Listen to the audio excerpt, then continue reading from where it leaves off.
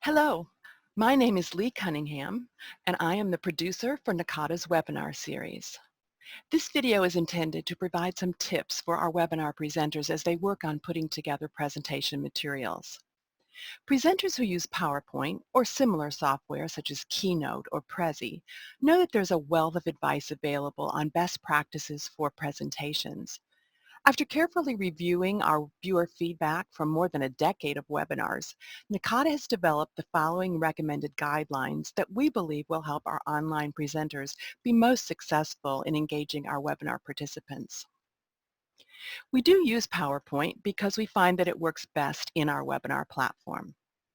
This slide is displayed during the half hour prior to the beginning of each event, when participants are entering the meeting space and doing their equipment checks. It will be included in all webinar slide decks. We also ask that a slide similar to this one be used to begin every presentation so that we can be certain that anyone who views a recording of the event following the broadcast will be certain to have the presenter information, even if for some reason they do not have access to the handout. Let's start by talking about some of the elements of the slides themselves. We want to make sure that all of our viewers, whether they are watching on a small handheld device or on a large projection screen or somewhere in between, will be able to read every word on every slide. So for greatest ease of visibility, there should be significant contrast between the slide background and the text letters used. This can mean a dark background with white letters or a very light background with dark letters. Many color combinations are possible, but all must have that strong contrast. The two examples seen here were used by the University of Colorado Boulder team, who presented in our December 2015 webinar. The slide on the left uses a simple light on dark style, while the slide on the right uses a more complex combination of both light on dark and dark on light. I also want to point out that we have cited that team on the bottom of this slide. We'll talk more about Citations shortly. Here's another example of a slide used by that same team that incorporated both the light on dark and dark on light contrast for excellent readability. A quote such as this one can make an engaging way to begin a presentation, and we'll talk more about those presentation elements in just a bit. Now let's consider font. A sans serif font such as Arial or Calibri should always be used. On this slide, we're using Calibri, and for that we find that 44 point is generally the best size for headings, although in some cases 40 point may be sufficient, and 40 also works well for a subheading. Except for citation information, body text on a slide should never be smaller than 28 point regardless of what font is used. If the amount of text won't fit at that size, then it's too much text for one slide. Now let's consider how much information a single slide should be designed to include. Presentation experts agree pretty much across the board that for optimal viewer engagement, each slide should be crafted for one point. So a new slide should be crafted for each point that will be made. Bullet points should be used only very sparingly and when absolutely necessary. The slide that is shown is an example that was created by NACADA Associate Director Jennifer Jocelyn for a 2014 webinar. You can see that we've acknowledged her as the creator of this slide at the bottom of our screen, and you can also see that she's credited the photographer for the photo that she used. And again, we'll talk more about those slides, those types of things later. There should be some sort of visual interest element on each slide that illustrates or supports the point that's being made. There should be few, if any, slides that include only text, and where that is the case, there should be a reason for having only text.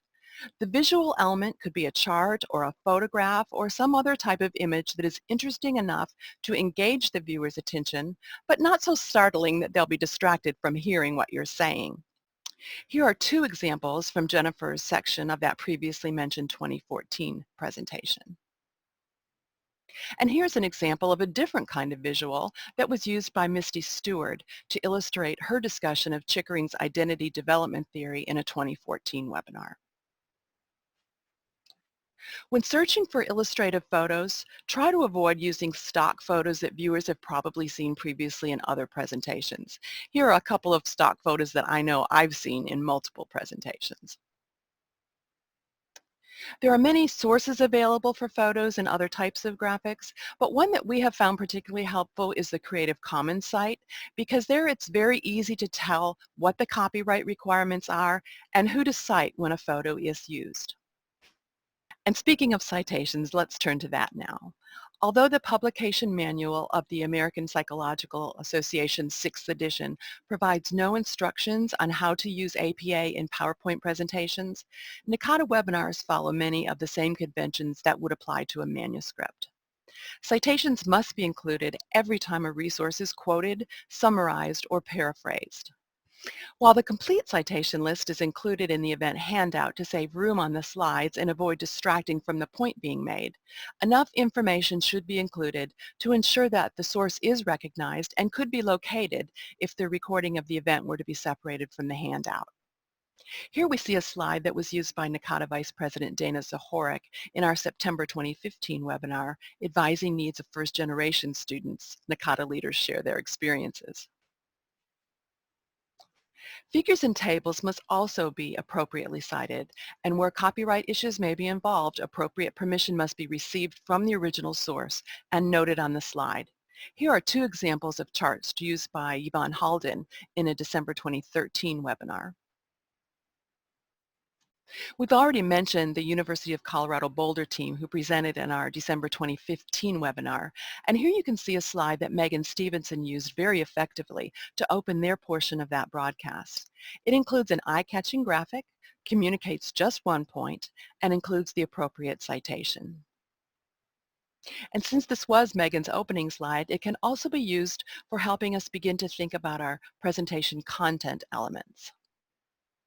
I recently heard presentation skills specialist Mandy Stanley say that the opening 3 minutes of any presentation are the most critical. And here are some of Mandy's suggestions for what she refers to as opening with oomph. I mentioned that there are some places where it makes sense to use a bulleted list, and this is one example of that working well, since these bullet points define Mandy's point of opening with oomph. We've already mentioned this opening slide by one team of past presenters that uses the first suggested on Mandy's list. In this case, a quote by Nakata Executive Director Charlie Nutt. And we've also mentioned another slide that employed an engaging visual. We can also go back to this previously mentioned slide by Jennifer Jocelyn for an example of some interesting statistics that could be used for a starter. Regardless of which tactic you choose, the purpose is to have some sort of unexpected opening that will hook the audience right from the get-go. These photos of advisors at James Madison University were taken during and just after one of our webinars, and they very kindly sent them to us to let us know that they were completely engaged by one of our presentation teams. We appreciate their input and always welcome suggestion for ways we might be able to make our webinars more engaging. Our webinars always end with a Q&A period, which we suggest be approximately 10 minutes. This is one sample of a slide that could be used during that period, and there are others included in the PowerPoint template that we share with our presenters. Our final slide is always some variant of this one, so that our recording ends with panelist information and our copyright information. You will note that although we do include our presenters' email addresses in the event handout, we do not include them on the slides, which we know may eventually be posted to our media site or to YouTube at a time when the presenters may have moved on to other positions. I hope you found this video helpful. If you have any suggestions for how we might improve it or other thoughts about how our presenters can improve their presentation materials, please let us know. Thank you.